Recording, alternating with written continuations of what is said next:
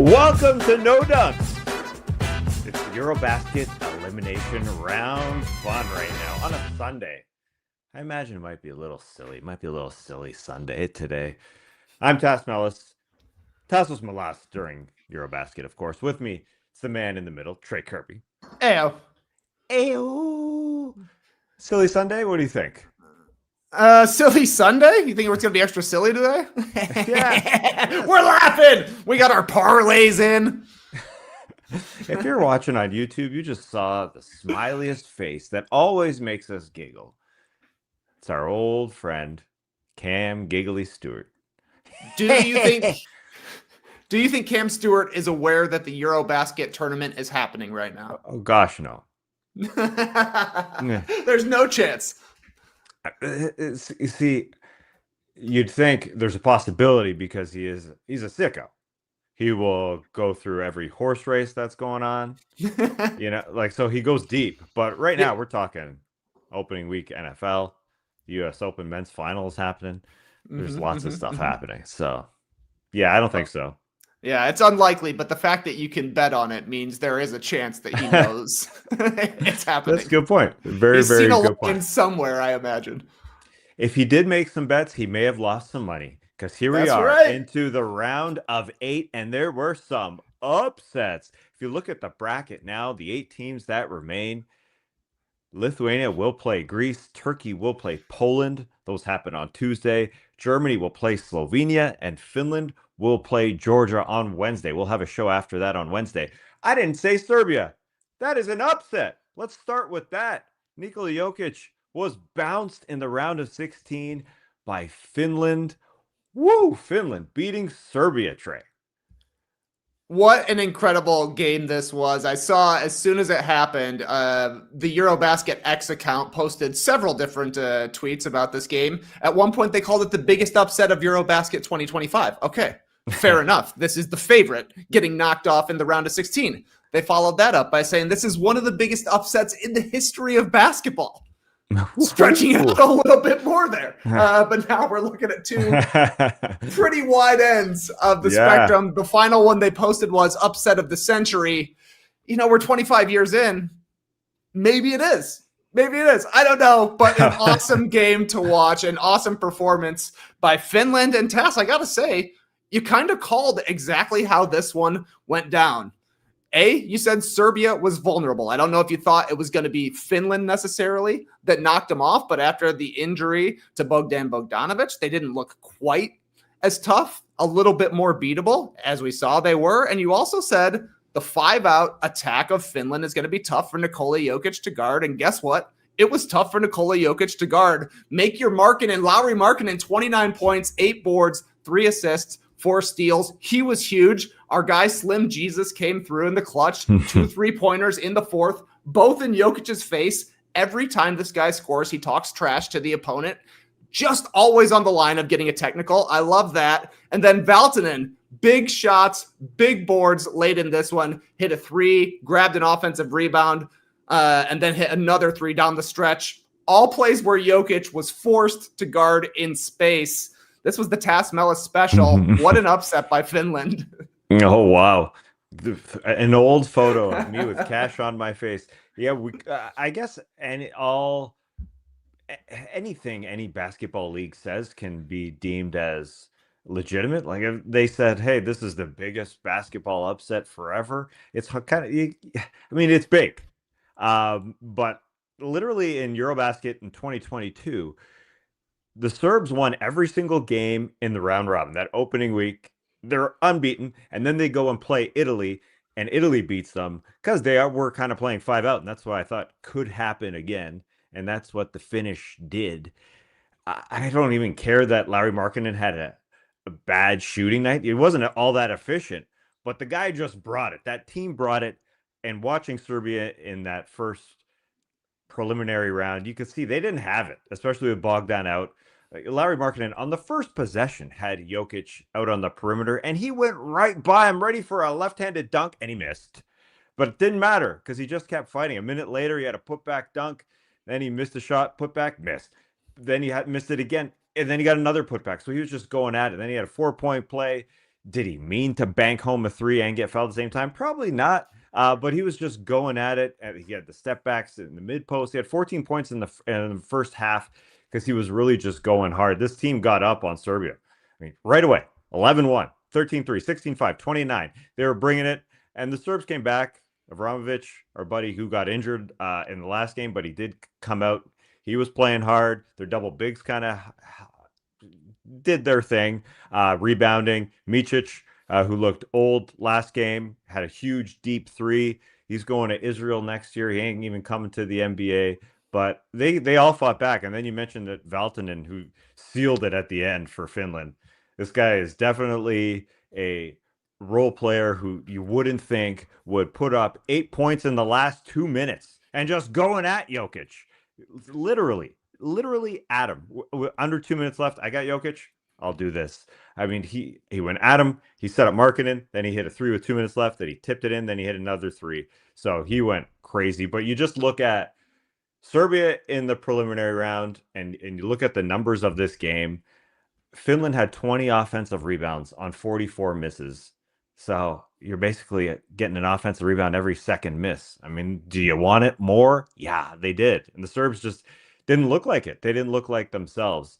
So, the Serbs just weren't themselves. If you They were look in up cruise every control. number. They were chilling. They were hitting some threes early on, and they kind of got into settling mode, I thought, down the stretch especially. Jokic was great, 33 points in 34 minutes, but he also had to play 34 minutes, and there were times when he was a target defensively for the Finnish team. You're right. Valtonen, it seemed like the 2 threes he hit late in this game, he was like, oh, you're really going to give me this shot? Because he jab stepped into it. Jokic didn't move. So I was like, fine, I'll take it if you're not going to step out. Hit a couple of them. And, when you're watching the highlights back, there is a lot of number 15 in Serbia looking on as these baskets are happening. It ain't Jokic's fault that they lost, but he was on the receiving end of a lot of these buckets from the Finnish team. That was just fun to watch. I love this guy, Mieronen, Mika Mieronen. We're calling him Slim Jesus.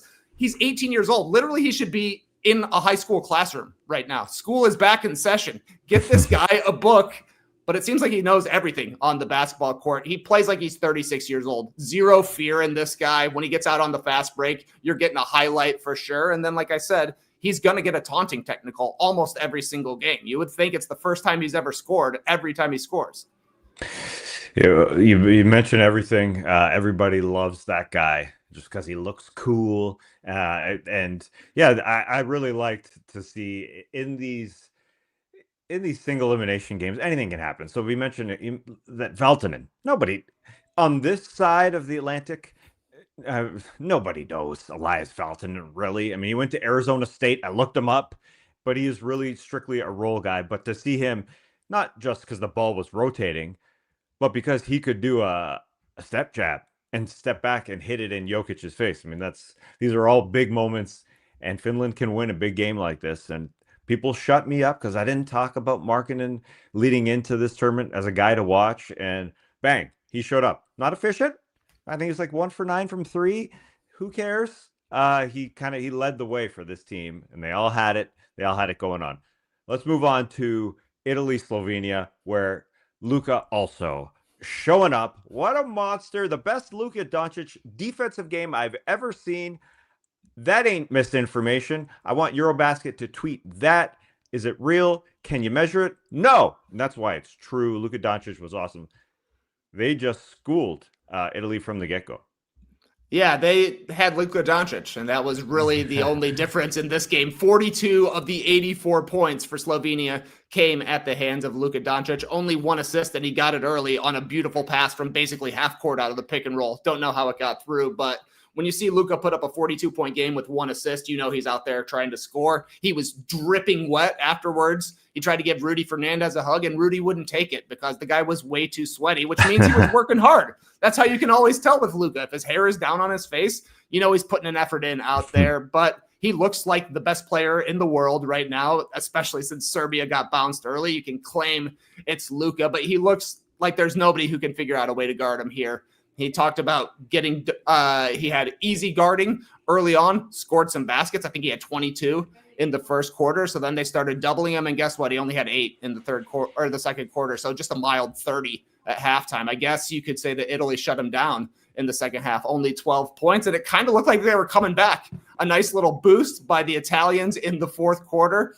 They had some momentum when Fontecchio hit that crazy shot from the corner to pull within one, but then Luka just kept going to the line. Italy couldn't get a stop without fouling, and Slovenia was able to knock down some free throws and get a comfortable win on the back of Luka. He's going up against the German team, I believe, next. That's going to be a huge test for him. But in a single game elimination tournament, like, the dude could have 50, and then you're going home. That's exactly what happened to Italy. Yeah, he was sweaty. He was going at it. I don't know if it was hot in Riga, Latvia, in that arena, because I think the crew chief, actually, Matthew Lee Callio, he's from Canada. That man was wet too. I don't know what it is about the ref jerseys during EuroBasket, but it looked like he had a bib, like he was ready to eat. Like it was just a sweat bib that he had going on. And I don't know, maybe they should ask the NBA for their jerseys, but either way, Luka was awesome and sweating because he was really giving it on the defensive end. I mentioned that, and I think like you said, he was 30 points in the first half and 12 in the second half. He had to slow down defensively as well. I mean, the first possession, he was posted by Melli. He was getting out in front of that post, in front of that post up. And then the second one as well, he stole both times. He was trying to make steals like all game. He was really fighting hard, and he was getting hit as well. He banged knees early in this game. He went to the locker room after the first quarter. He sat with 2.3 seconds left in the second quarter just to get him more rest. But he was classic Luka. I mean, literally step back threes, and whoever's face, they tried to throw Simone Fontecchio because he's kind of his size at him.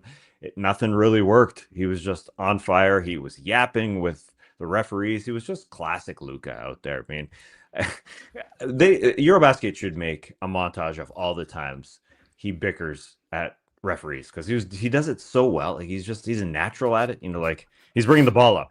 Yeah, he does complain a lot. If that's what you're saying, he complains all the time. But guess what? He still gets foul calls. He took 16 free throws in this game, made 15 of them. I mentioned on our first show, he's the only guy who still gets NBA foul calls in FIBA, but he's the best guy out there, so you kind of understand why. Yeah, I admire how he does it. Like to start a possession while he's off the ball, while he's asking for a foul on the miss, like during plays, after plays, he's really good at it. But yes, he just gets it done after the game. Yeah, and there was clips of, you mentioned Rudy Fernandez and Jorge Garbajosa, who are part of the Spanish Basketball Federation, and you could just see Rudy just doing what is this guy? I mean, Spain's done, but they're just taking in this game.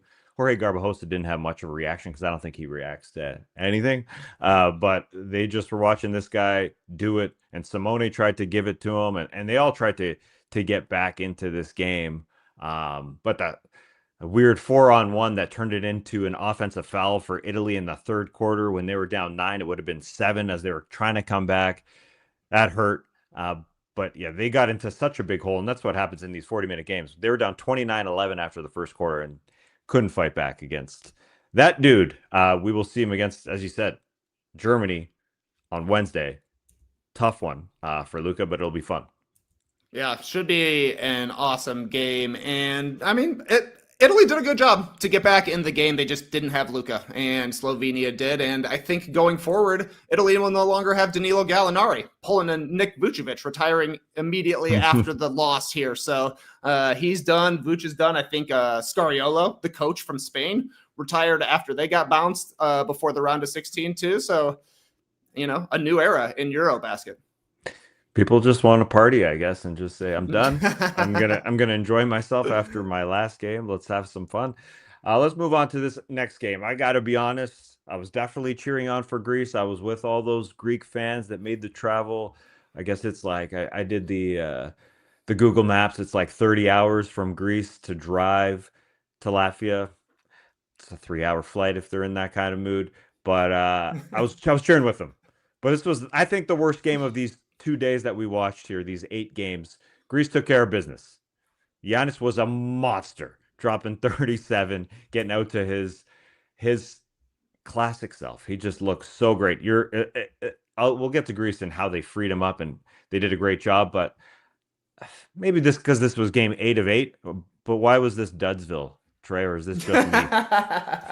No, you're right. This one was kind of a snooze alert, but it was the last game out of 8 of them. Like you're saying, we saw some amazing upsets earlier in the weekend, and this was coming off of a 42-pointer from Luka Doncic that was close to the end, and this one was close to the end too. But much like the Slovenia game, one team had an NBA MVP candidate, and the other team didn't. 37 for Giannis. The only other guy who even made an impact to me was Samodorov, 7 points, 4 offensive rebounds. This guy was all over the place. Anytime Greece missed, it seemed like they were getting the ball back off the offensive rebound. And when it came down to it, they could just throw it up to Giannis and he would dunk it pretty easily. So nice for the Greek team to pull off the win here.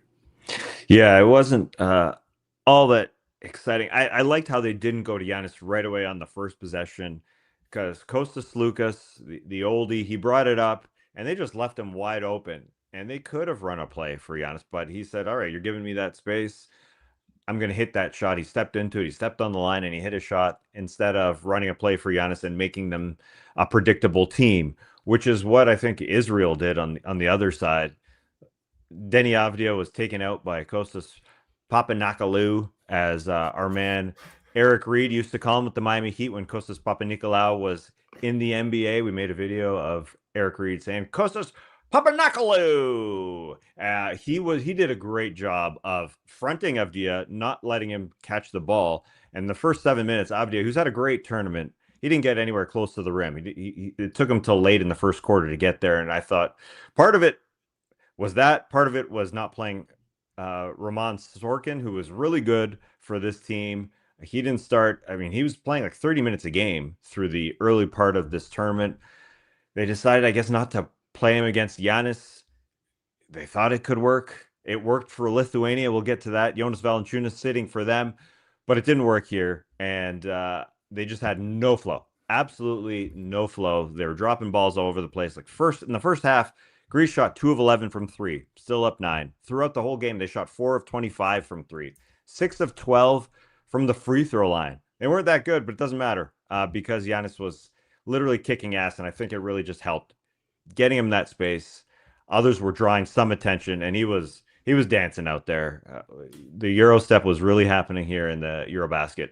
Transition, the baseline spins, he was just on fire. Yeah, while Israel couldn't do it. They complained so much about fouls and that Denny wasn't getting the touches. But not in a good way like Luka. You didn't like how they were complaining? Yeah, Luka, you're right. I hate how Luka complains, but today... No, you just said you cool. love how he complains. Today was cool. I know, like NBA okay. don't like seeing it every game. Today they had it. I mean, he's skilled. He's a skilled complainer. I didn't think Israel really had it. I don't think they had as much reason to complain. Although what they should get in EuroBasket is the Hawkeye camera. We saw it last year in the NBA. It could have helped out. Giannis had a putback that they were wondering, was that after the shot clock? And man, it was so close. They need the frickin' Hawkeye. And they gave him those 2 points. That hurt. That hurt Israel. I see this question here. Why is Israel in the Euros from Garen Luke? That's a great question. No one knows. No one ever knows why Israel is playing is in both the Euro League and the EuroBasket. No one knows. But the Greeks took care of business and they were gone right quick. This was a one. You just had to run Giannis out there, and yeah, Israel did not have it going. Yeah, Israel made 26 shots in the game. Giannis made 18. So it was basically Giannis versus the Israeli team. And guess what? Giannis is better than every single player they've got. So they can withstand the Greek team shooting 4 for 25 from 3. They didn't get any free throw attempts, like you're saying, 6 of 12 at the line, but also 18 offensive rebounds. So when they missed, Giannis got the board and put it back in. My last note has nothing to do with basketball and is only for the basketball media geeks. I will say a Greek player, Panayotis Kaliadzakis, he looks like a young Joseph Kasharo of the Score. There needs to be a split screen of young Joe Kasharo and Kaliadzakis. I don't know if it's the size of their nose or what it is, but they look so similar. That's it. Okay, moving on. Let's get to Germany, Portugal, because Germany is the freaking favorite in this tournament. and they look like it against Portugal, although this was close until the fourth quarter when they really turned it on.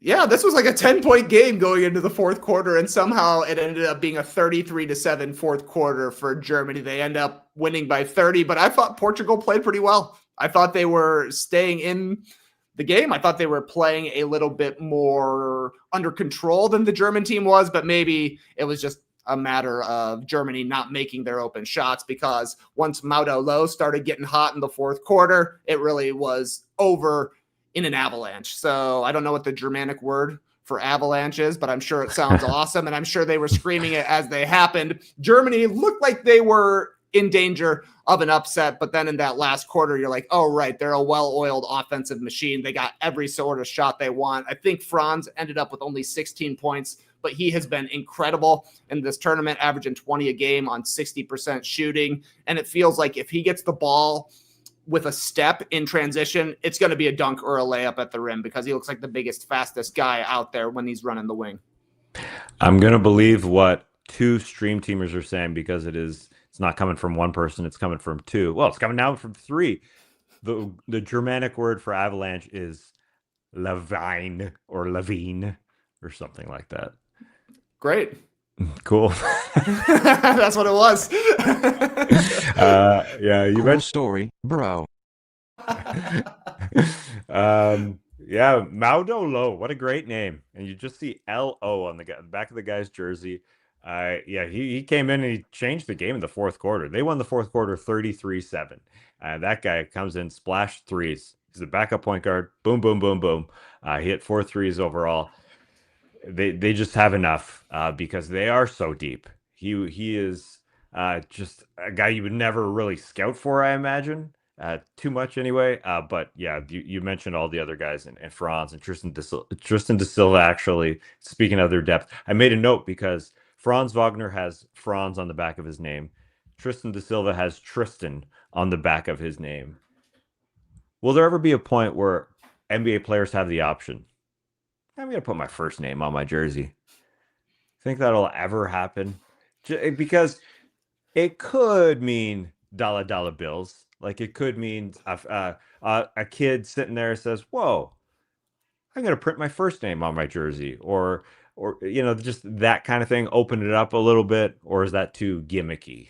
Like to actually put first name. I don't want to go. They should do it. They should do it. They should do it for when teams release their city edition jerseys. You should be able to pick whatever is on the back of your jersey. We've had something similar. I think it was the Heat versus the Nets played one game with nicknames on the back. Ray Allen had Shuttlesworth on the back of his jersey. Oh, yeah. LeBron had King James. So it has happened. You can even go further back to Pete Maravich wearing Pistol with quotation marks around it. That's sick. When you can put extra punctuation on the back of a jersey, I say go for it. Because if we're going to have these ridiculous jerseys, why don't you just go to the next level and throw a Nikola on the back of it? Or a Thomas. Smart. Yeah, if you isolate it just for city edition jerseys, that can make sense. You don't have to do it all the time. And you see, we're showing you here, Franz had with Franz on the back of his jersey, and people saying here, oh, Nene used to do that. Well, he changed his name and literally got rid of the rest of his name. So that was his name. Like he was, Ronaldo or Neymar or Pele or something. Fred. I always loved that guy who played for Brazil. It said Fred on the back of his jersey. It's a great name. If Fred VanVleet came to a game, just had Fred on the back of jersey. City edition. Do it, NBA. All right, we will see Germany versus Slovenia on Wednesday. And again, we'll be back after the last game on Wednesday. Those two, Germany, Slovenia, Finland, Georgia, and a couple quarterfinals on the Tuesday before that, where Lithuania will be a part of one, taking on Greece, because they went into Riga, Latvia, and won. This was a fun game. It was a great start to this game for Lithuania. Their fans traveled. It was a blast. As I said, Jonas Valanciunas coming off the bench. Obviously, Latvia was into it. Good fight. What'd you think of this game, Trey? Yeah, good fight by the Latvian team. Like you're saying, the crowd was completely insane for this one. Porzingis played great, 34 points, 19 boards, but it was Arnits Velitska who was the story for the Lithuanian team, stepping in for the injured Jakubaitis, I believe. I think they call this guy the babyface killer. They also call him the Baltic Mamba. And then, of course, people thought he was Alex Caruso reincarnated, 21 points and 12 assists for Velitska. And it was awesome because a few of the assists were like, Lithuanian system assists, where I pass it to the top of the key. There's a guy coming and cutting up, hitting an easy three. But then there was a bunch of assists where he's beating his guy off the dribble in pick and roll and finding amazing passes where you're not even seeing a guy come open. He was in complete control of the game, and that was the difference for Lithuania. A little disappointing, I think, for Latvia to not get any sort of performance from their backcourt in the way that the Lithuanian team did, but a major step up in performance by Alex Karuskevich. Karuskevich. He did it, man. Yeah, you're right. The backcourt was a little disappointing. We're showing you the Photoshop that people were doing. Not a great Photoshop, I will say. It's a big ass Letuva jersey that Alex Caruso has on him. He's just chilling there. But they didn't get anything from the backcourt. Artur Zagors, who's usually awesome, 3 of 12, and he had some passing, because that's what he does. He had 5 assists. But even though Kristaps Porzingis was out there, he was into it pregame. It looked like the most expressive, emotive Kristaps I've seen. I mean, he was so into this game. All those Lithuanian fans were there for their team, and all of the Latvian fans obviously there for them. He was into it, and he got to work. I mean, he had it off the ball block, like doing his post work. He missed a shot from mid range, and Winning got the miss and put it back. And then he did the same thing with a missed 3-point shot. It bounced up so high off the rim that he went and dunked that. Like, he was getting after it. 4 threes, 34 points, 19 frickin' rebounds. Was fantastic, but they just didn't get enough from their backcourt. And you mentioned Velitska, 21 points, 12 assists with Tubelis. Those two guys, they were key. I think they just were in, as you said, in their system. And Tubelis was really good. Apparently, this is his first EuroBasket. I was unaware of that, but he had key buckets early, to end the third, early fourth, 18 points, 12 rebounds for that lefty. And I mentioned, as I said, Jonas coming off the bench, and it worked. I mean, they thought, I think, to keep their switching defensively as much as part of their system as possible, and Jonas might be a little too slow. And offensively, just keep everybody moving instead of having that guy as a focus in the post. And it worked. He only played 9:47, had 9 points. Even though he's a legend, yeah, he had no problem doing that, I imagine. So very, very fun game. Yeah, we love JV, but he is Slonis Valanciunas, and Porzingis has legitimately incredible range, especially in a EuroBasket tournament where it looks like he's pulling up from half court on some of his threes. So smart move by the Lithuanian coach to go with their more mobile guys to try and do something against Porzingis. It didn't necessarily work, but at least the strategy makes sense. And it makes sense for both of the teams of those guys coming into the NBA to be excited. Kristaps Porzingis looking way more like himself for the Atlanta Hawks. While even though Valanciunas is coming off the bench, that's what he's going to be doing for the Denver Nuggets. And he did it well. He did it well throughout this tournament, and he had no problem coming off the bench in a couple of games. He did it versus Sweden as well. All right, let's move on to France, Georgia, where Georgia upset France. Although France didn't look like themselves throughout the early part of this tournament without Wemby. They needed more from some of their guys. They're deep, but they're super young, and Georgia took care of it, Trey. Yeah, I saw after the game, Mamu said, too bad Wemby wasn't here because we would have beat him if he was playing anyways. And maybe they would have. Mamu had a pretty solid game, 14 points and 11 rebounds. But we talked about how France has good depth on the wing, and they've got some good young big guys, but maybe their backcourt was going to be their Achilles heel, and it ended up being their Achilles heel. Baldwin, 24 points for the Georgian team. Tourniquet Shengelia, 24 points as well. I thought they both completely outplayed the French backcourt. And it was Shengelia early. He hit a rondo. The announcers couldn't believe it. And then later on, Kamar Baldwin was just getting hot on the step back three. And then once they had to respect the jumper, it was easy pickings getting into the lane. France went 6 of 36 from three. Their team isn't the team that we're going to see from France down the line, but some good experience for those guys. Georgia has been one of the most fun teams to watch because I didn't think it was just Mamu taking over. Goga had an okay game. He got pulled. He got very angry in the first half, but then they just needed him to rebound later on. So he came in and rebounded while the guards took over. That was the difference, was the backcourt. Yeah, you're right. France didn't have it while Kamar Baldwin comes in creating his own threes. He didn't need any help, and he had 14 first half points. Even in the late, real key bucket with 3:40 left, hit the decel. He was the best guard in this game, no doubt. While France couldn't get enough from Isaiah Cordonier, be great to have him in the NBA because I know we're losers and nerds, and we look at the spelling, and we've never had an Isaiah spelled the way he does it. Isaia. That's it. And he was a second round pick, but never made it to the NBA. Other than that, I mean, the thing is with this team, they go through Yabusele over and over and over again, and he was doing a lot. He was their guy, but they just couldn't get enough from Bilal Coulibaly, who was silent in this game.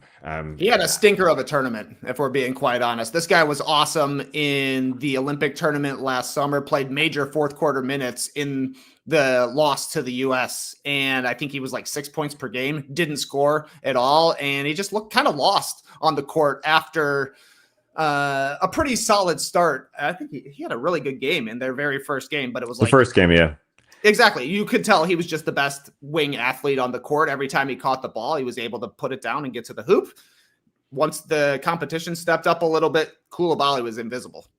Yeah, I don't know if it's the environment, just being in Latvia elimination round, because it felt like him and Zachary Risache, who's 20, his first run when he stepped on the floor coming off the bench, it was a bad one. I mean, he just pushed the Georgian to get a foul, and then he missed 2 threes. He missed a putback, and then another foul, and then he went to the bench. I mean, it was bad. He got better as the game went on. He got better than what Coulibaly did, but it felt like Coulibaly in the first game was coming into his own a little bit. But in this game, I mean, he really could have had a steal the first possession, but he just wasn't mentally there. Whatever was going on. Now he got a butt screen by Shingalia where it hit his hip, and he was holding his hip a little bit, and he did shut down Mamu, who I would give him the MVP just because he talks so much, and I like hearing him talk, and I want to see him on the Raptors as a backup. But Coulibaly just wasn't all mentally there, and that was a problem for France. I mean, as I said, they were relying on Yabusele. They had guys out there in Coulibaly and Cordonier and Maledon, and you'd think Okobo or Francisco would come on and help out, but they didn't. It was more a good defensive effort from Jete, but no real great offensive. Like you mentioned, the Shengalia Rondo ball fake, and you mentioned or you said his name with a great pronunciation. Can you give me that again? Because I don't know how to pronounce his Tourniquet? The Tourniquet? Shengalia? Wasn't he a one-time Brooklyn net, yeah. if I'm not mistaken? He probably has a ringer profile written about him. He had 3 or 4 good games, so that's enough. In the first quarter of this game, not 5 minutes in, one announcer says to the other, just want to say, Jeff, the Georgian team has some great beards. Jeff replies, they do. It felt to me like other guy was legitimately impressed by the beards that the Georgian team was playing with, but I'm sure he had seen them at some point. It couldn't have been their first thing. I don't know. Yeah, it seemed like to me those guys were also doing multiple games a day, and I think they're a little tired. Jeff and the other guy whose name was never said. I was like, yeah, what is the other guy? Because the other guy always says Jeff. Yeah, he does. It's like, do you see what they're running here, Jeff? And the other guy will never say his name. And I thought he kind of sounded like Jim Peterson, who was the Timberwolves analyst. He does. And I'm Googling, is Jim Peterson in Latvia? Is he doing the EuroBasket? And he was in France. He was close, but I don't think that was Jim. No one knows what that guy's name is. I couldn't find that guy's name. And all he was saying was, I think Jeff asked him, what are you going to do after this tournament? You're going to go out, you're going to have some fun? And he said, oh yeah, I'm going to go out. I'm going to go walk and see the streets. I think he was just done working. That's really no good story there. That's all I got to say about that. All right, moving on to Turkey, Sweden, because we were looking forward to Turkey going into the elimination round, and they took care of Sweden, although, again, got close, but Alperen Şengün, awesome. Turkey looking like a real squad from one to the bench, Trey.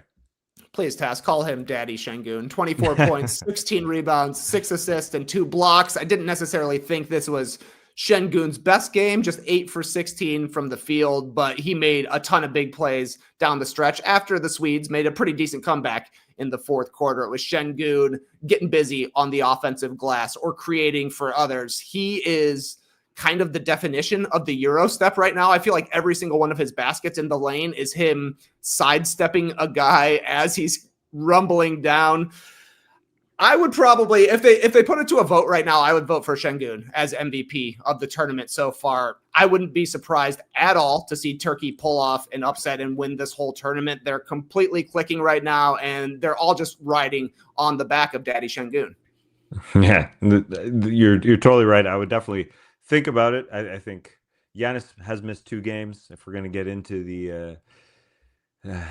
the finer print here and think about Luka, obviously was great. The fans out there calling MVP for like basically anybody out there is hilarious. They're chanting MVP literally for anybody, but Şengün has been so good, especially because he had such a great game against Jokic.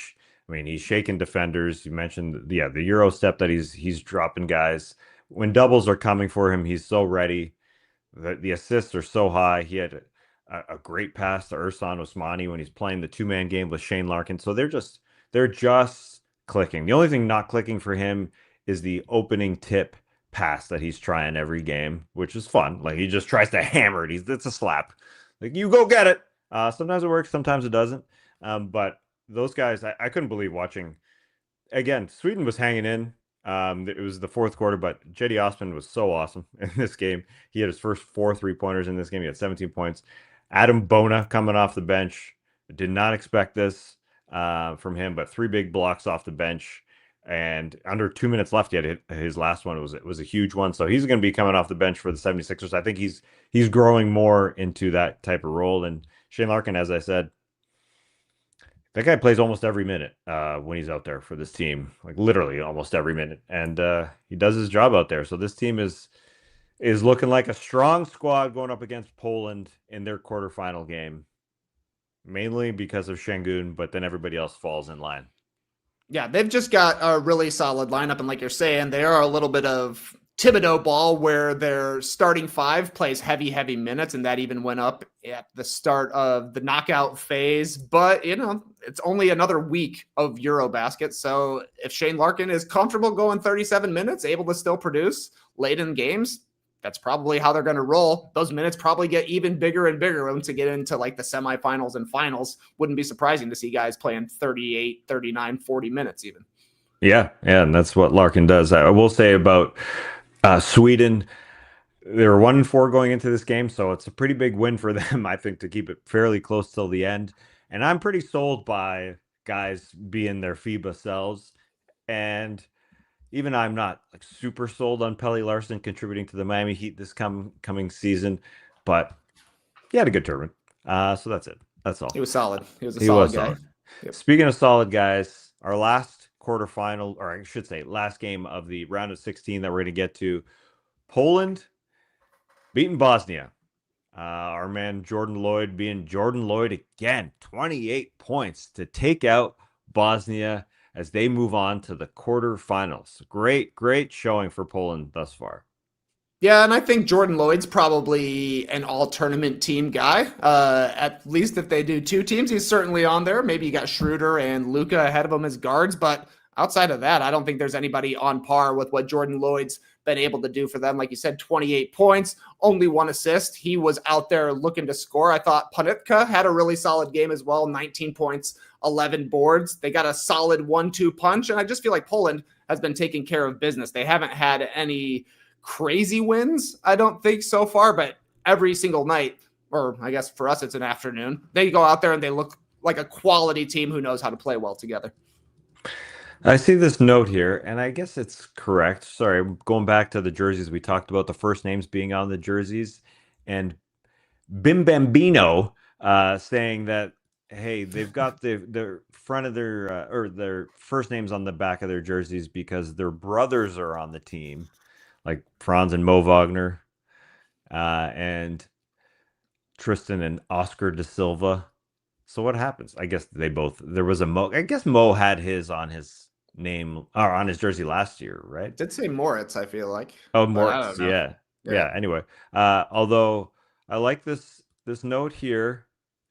This is Skeets chiming in that Jordan Loyd needs Jordan on the back of his jersey right now. He's playing like a Jordan Oh right my now. goodness. Scoring like crazy. Had a huge block off the glass as well. He's found where he fits in, I believe. Oh my He was gosh. kind of a bit dude for the Raptors in the little cup of coffee he had, but looks like an absolute star. He's the new Rondé Hollis Jefferson as far as I'm concerned. That's a great comparison. I think Jordan Loyd needs to be asked by somebody out there in Europe if he thinks that Kawhi was paid off by the Clippers. Were they circumventing the salary cap? Because you know Kawhi, you know him. Give us the details, Jordan Loyd. What's going on with Steve Ballmer? As we show you a clip here on YouTube of Steve Ballmer giving some thigh rubs years ago at a Clippers game. That was a weird one. But this dude, I will say, this is his first appearance as a Polish player. I mean, he's never played in Poland. Is he somehow circumventing the rules to be able to play for Poland? I'm just making that up. You basically can naturalize a lot of players. But yeah, he was awesome, man. the Rondé Hollis Jefferson, that's a good one. Because we may be seeing peak Jordan Loyd right now. But he's playing so well. It will be interesting to see them against Turkey because Poland's playing at a really high level. Their entire team, they got so many guys helping out, but Turkey is playing so well. So that side of the bracket of those two with Lithuania and Greece, as we show you here on YouTube, what the bracket is: Lithuania, Greece, Turkey, and Poland on one side, and on the other, it's Germany, Slovenia, which should be a freaking great game, and Finland and Georgia as your last quarterfinal. So those are the 8 teams. Again, they happen on Tuesday, Wednesday. We will be back to talk about it on Wednesday. Anything else to add basketball-wise, Trey? Do you feel confident in the Greece-Lithuania game? There ain't nobody to match up with Giannis for the Lithuanian team. I don't think they're going to start Jonas in this case. I don't necessarily know who could handle him, but it's also tough to beat a team like Lithuania basically single-handedly, but maybe Giannis can do it. Yeah, no, it's a toss-up. Whether the Greeks get something out from their guards a little bit, because they did get some. They got to get some a little bit more because Lithuania's getting plenty from their guards. So coin flip for me. Turkey, I think, should be the favorite in the other one. Poland is like you're saying, they're a deep team and they play as a team as well. I think that's a pretty solid matchup, Turkey and Poland. And the Germany versus Slovenia game is kind of similar to Greece Lithuania. Can one guy beat a great team? And then I'm hyped for Finland versus Georgia. These are like the 2 Cinderella teams. It's kind of unfortunate they have to meet against each other so early. It would be awesome if they could somehow find a way to meet up like in the semifinals, but that one should be pretty fun to watch. I think I would favor Finland just because the 5-out offense may be a little tough for guys like Goga and whoever their other big dude who comes off the bench. For Georgia he's not the quickest dude as well. He's got some gray in the hair like me and you. So I think I'm favoring Finland in that one. That's a good call. And whatever happens, it's totally cool and totally right if EuroBasket tweets, that is the biggest win for Finland in their EuroBasket history. Or Georgia, same thing. Same thing. No matter who wins, I think it is the biggest win for them going into the semifinals. And literally up for winning a medal. That would be huge for both those countries. And that's it for us. We'll be back on Wednesday to talk about those quarterfinal games. If you haven't seen our latest episode of Jurassic Pals. It's Jurassic World Fallen Kingdom. People seem to like it. Had some friends texting me. They're like, "Oh, I got to watch Fallen Kingdom this weekend." And they're tuning in and watching it. And they're feeling similar to how we did. Looking back. But part of it is kind of like we were talking about 8 games in 2 days. Like we were taking in a lot of Jurassic Parks, and maybe that changed our flavor of that movie. Because now that I see here on YouTube, I see the photos or the screen grab of them sitting against the kitchen counter where the dinosaurs around the corner. I'm like, yeah, that was fun, but that's just me being. I think they're in the museum. Maybe. I mean, we watched a lot of them, recorded a lot of them at the same time. So then this weekend, when I saw Jurassic Park was playing on TNT, I was like, oh, I can't watch Jurassic Park again. But then guess what? I turned it back on, and it was at the T-Rex at the fence scene. I felt like it was perfect timing, and I was 100% back in. So what? Maybe Fallen Kingdom is good. Maybe it is if you spread it out a little bit. I'm not dipping in right now to see, but maybe, just maybe. Tune into the podcast to find out. All right, that's it for us. Unless, well, I'm going to go watch something on TNT. You never know what movies they're throwing up on TNT, and they're always good. They're always good. So that's where I'm going right now. But for now, Clipper Bros. You heard it here first. Have a great time. Turn up. Love you guys. Awesome. Thanks for joining us. And remember, this was the greatest EuroBasket podcast of the century. That is correct. Hopefully we top it on Wednesday after the quarterfinals.